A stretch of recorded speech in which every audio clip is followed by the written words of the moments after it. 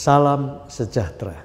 Pada kesempatan ini izinkan saya untuk membahas bagaimana Flip Classroom itu, mengenal dan menyelenggarakannya. Flip Classroom atau Flip Learning adalah model pembelajaran yang berkebalikan dengan model konvensional atau tradisional. Model ini membantu guru untuk melibatkan anak didik secara aktif dalam proses pembelajaran di kelas atau tatap muka dengan menugaskan mereka mempelajari materi pembelajaran terlebih dahulu sebelum tatap muka, dan itu bisa dilakukan di rumah atau di luar ruang kelas. Hasil survei yang dilakukan pada tahun 2012 oleh The Flip Learning Network menunjukkan bahwa 67% dari para guru atau pendidik yang disurvei, mereka mengatakan bahwa mereka melihat perbaikan yang dialami oleh peserta didik. Nilai atau tes skor mereka mengalami kenaikan setelah Flip Learning ini diterapkan, dan 80% dari para guru melaporkan perubahan motivasi belajar pada peserta didik, dan 99% dari para pendidik yang disurvei mengatakan mereka tidak mau meninggalkan Flip Classroom. Metode ini akan mereka pakai lagi pada tahun ajaran yang berikutnya. Nah, perbedaan model pembelajaran konvensional dan model Flip Learning dapat diilustrasikan sebagai berikut.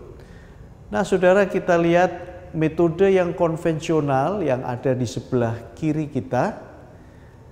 Biasanya anak didik datang pada hari itu pertama kali mendengar pokok bahasan yang baru yang disampaikan oleh guru.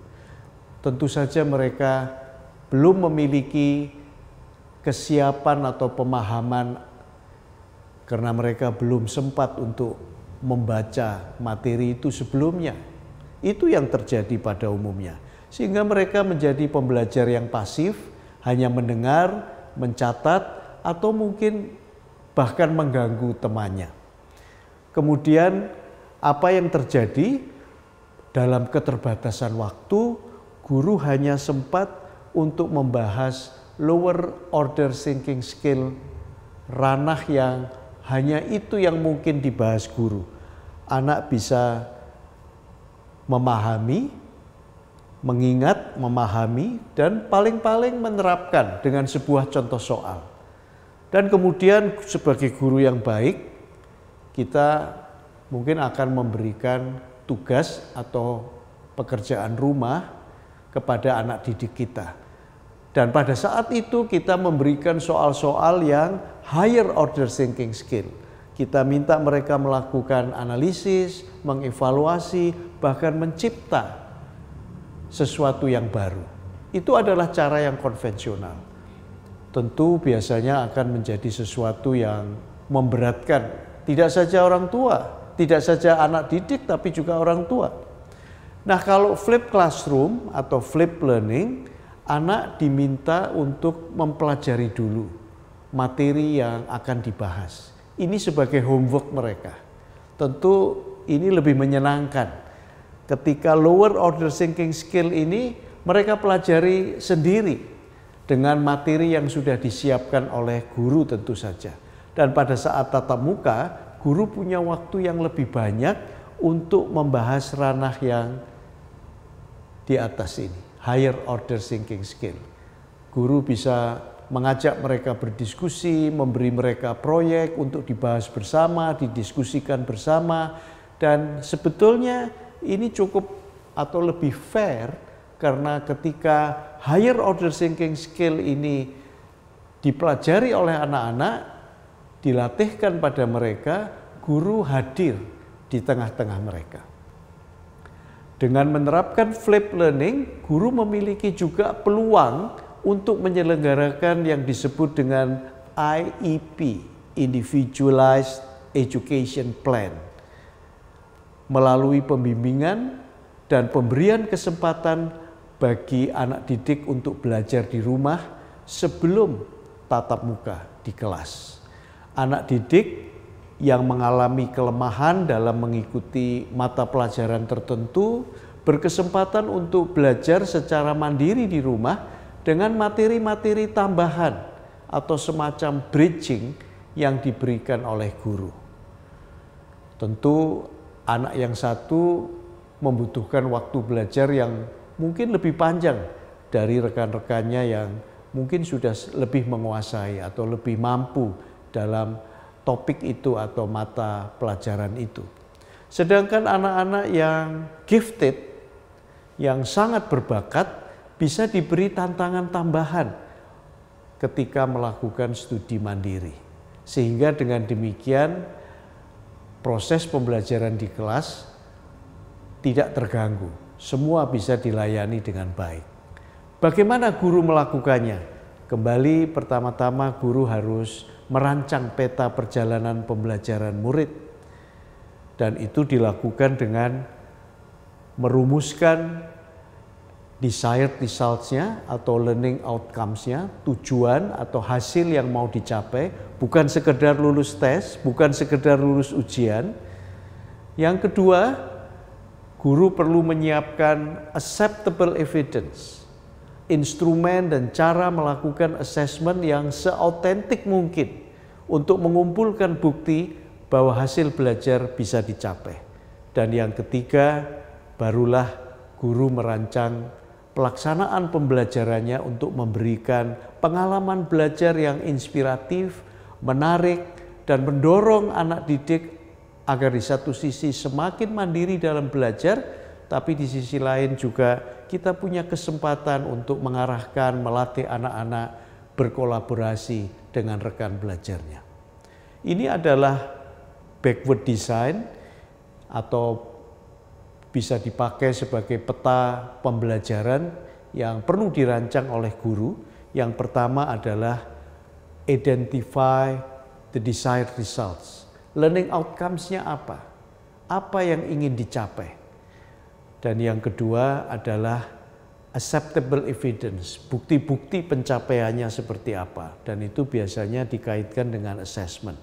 Dan yang ketiga, barulah learning experience-nya dirancang supaya anak mempunyai kesan yang sedemikian rupa membuat mereka tidak akan lupa akan apa yang mereka ajarkan.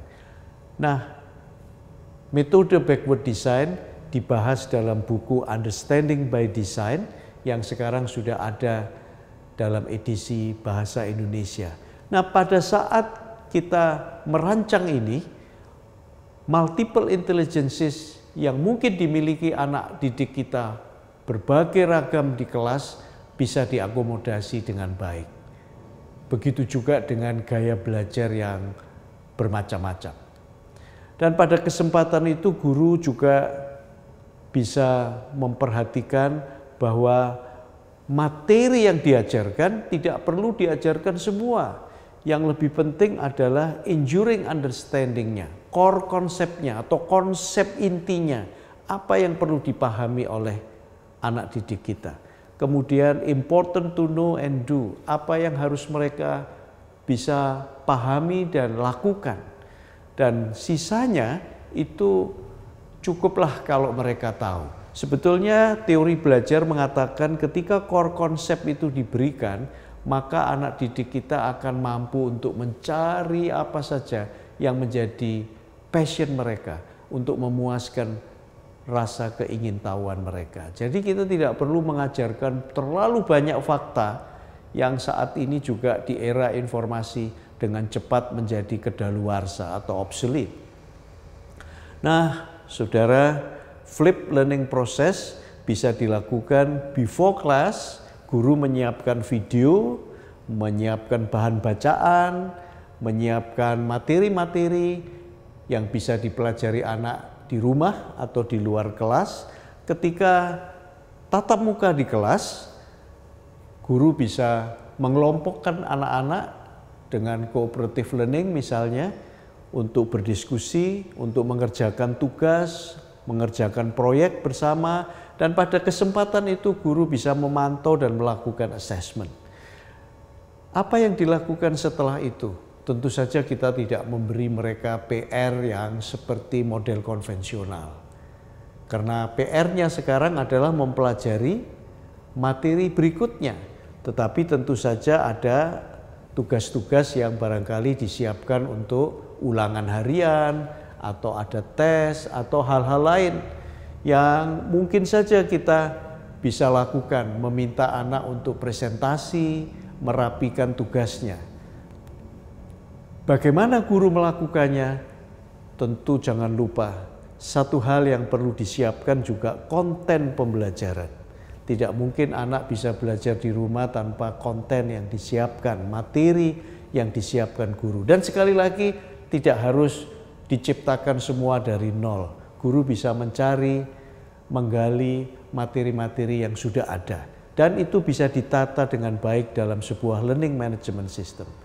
Bagaimana memilih dan memakai learning management system? Ikuti terus sesi-sesi berikutnya.